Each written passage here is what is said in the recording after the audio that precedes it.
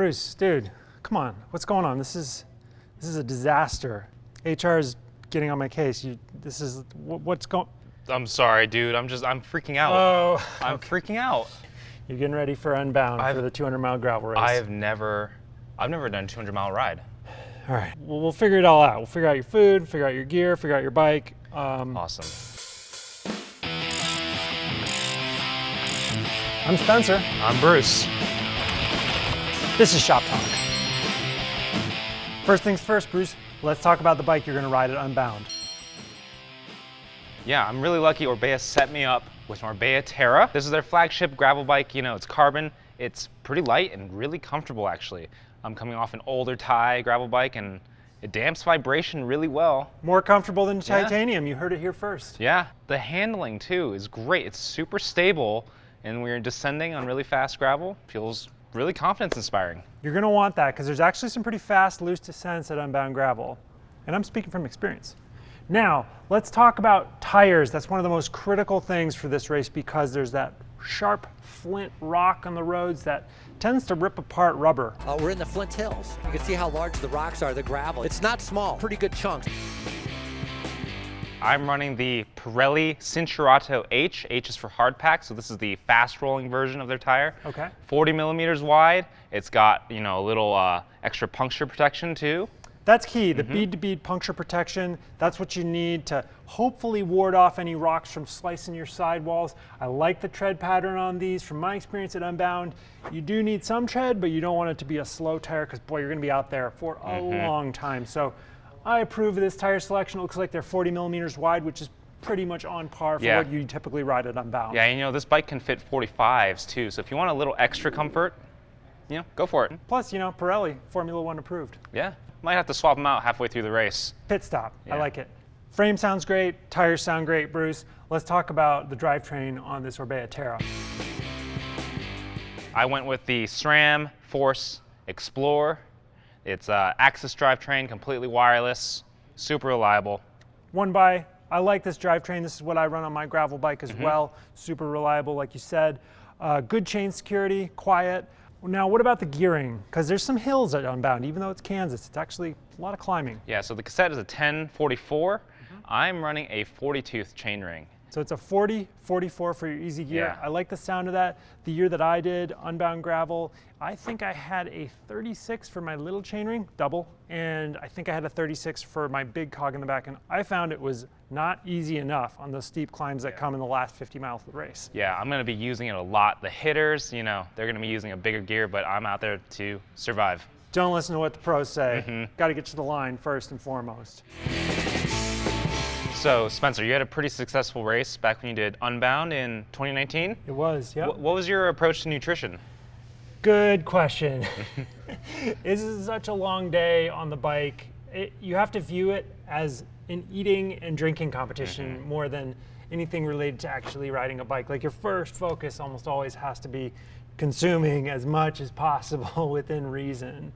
So that's the first thing I'd say. The second thing is the hydration, especially, it starts well before your race. I would say a couple days ahead of time, you should be pretty actively drinking electrolyte fluids. Okay. Sometimes it's nice not to have a sugary thing, so maybe it's like a noon thing, you know, noon tablets. They just add a little bit of electrolytes to your water. There's a lot of different products out there you can choose from.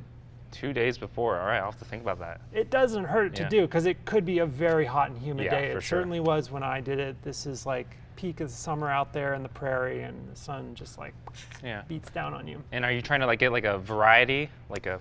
Good question. Yeah. So one thing that I like that you're going to do is have this high calorie drink.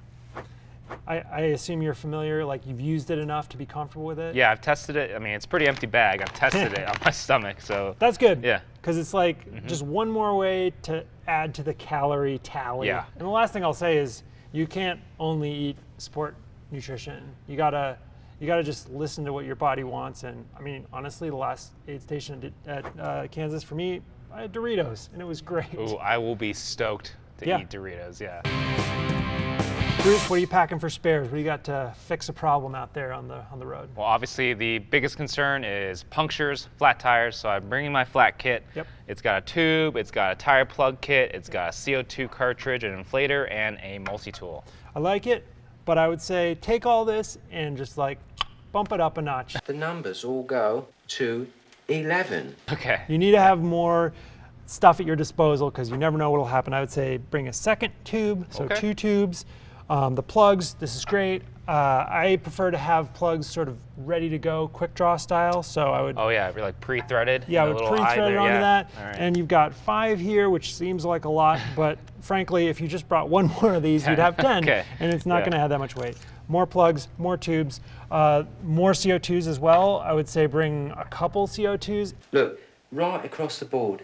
11, 11. and a mini pump, because I don't know if you've been in this position, but sometimes you try and plug it, you crack the CO2, and before you know it, your CO2s are cooked. Yeah. Doesn't I'll- hurt to be ready. I'll have to pick up one of those for sure. Last thing I'd say, mini tool, this might be totally fine, but just make sure that it works on every fastener on your bike just in case, because you just have to be self-sufficient out Good there. call. Yeah, I'll try that out. And then you got your hydration pack. Great call. I'm a fan. Makes it easier to drink when things are hectic. Maybe you drop it at the final aid station to let your back breathe, be a little lighter for the last bit. Are you gonna put all the gear in it? You know, I'm gonna put a few things in there, but I think I'm gonna spread it out. You know, I got a saddlebag. My Terra actually has a little down tube storage compartment too. Oh, a little lunchbox. It's pretty handy. Good plan. Again, quick draw is key for me when it comes to flat repairs. Yep. And when I say that, I'm talking about the plugs. I'm talking about the CO2 tubes. Probably isn't a bad idea to just chuck the tubes in your hydration pack. Yeah. Maybe the mini tool is the same deal, because if it comes to that, I'm stopped. yeah, you're gonna be taking a cigarette break, taking it easy. But this is a good plan. I think you're ready to go. Sweet. All right. I think I'm ready. Well, there's one more thing though. Well, this was a gravel episode of Shop Talk, and it wouldn't be complete without addressing the elephant in the room, which is the joke everyone likes to make. Well, aren't gravel bikes just vintage mountain bikes? Kind of looks like one. It does kind of. What do we have here, Bruce? Well, this is a Salsa Scaboni. This is actually Ross Schaefer, the founder of Salsa, his personal bike. Very nice, very nice. Would you ride it at Unbound? You know, I don't. What are the pros and cons? What? Okay, pros for me, it probably is a pretty comfortable ride. Nice handmade steel frame, you got fat mountain bike tires. I also think the gearing is pretty reasonable. You got your triple chainring setup, maybe, I think it's maybe a 1228 in the back or something like that. You've got a decent amount of climbing gear, decent amount of high-speed gear. Above all though, the biggest pro is the style points and the good vibes. People would love you. You would be a folk hero riding this at Unbound, and I think that alone would be enough to propel me to the finish of the 200 miler. But is the clout worth it, man? I don't. This thing. It's pretty heavy. Yes. It was hard to put in this stand. Tremendously heavy. Yeah, and the gearing. You know, I know you say it's fine, but I would definitely prefer to ride Axis. Not a lot of chain security either, we should say. No, I'll probably drop the chain on this. Many times. Yeah, the brakes, you know, you got some cantilever brakes there. It might be a little sketchy. Who knows? Tubes in the tires. Yeah, and then, you know, 200 miles on that saddle. Yeah, what is this? It's like plastic. No way. Yeah, I don't think so. That's a deal breaker for me. Well, this bike's from the Pros Closets Museum, so I'm pretty sure we are not allowed to actually ride it Unbound. Oh, good. But Off you the can hook. look forward to a feature on this bike in the future. Yeah, stay tuned for that. Thanks for watching Shop Talk. Be sure to leave us a comment, like our videos, subscribe, share our stuff with your parents or whatever. Why Yeah. not? And we will see you next time. Thanks for watching. Hey, good luck at Unbound Gravel. Oh yeah, I'm gonna win. This is the evidence that I did Steamboat right here. Oh God, you haven't washed that since Steamboat? It's been in a bin the whole time. Bro, that's disgusting. I haven't used it since. That water that went in my mouth is probably from Steamboat. No, Bruce, that's disgusting.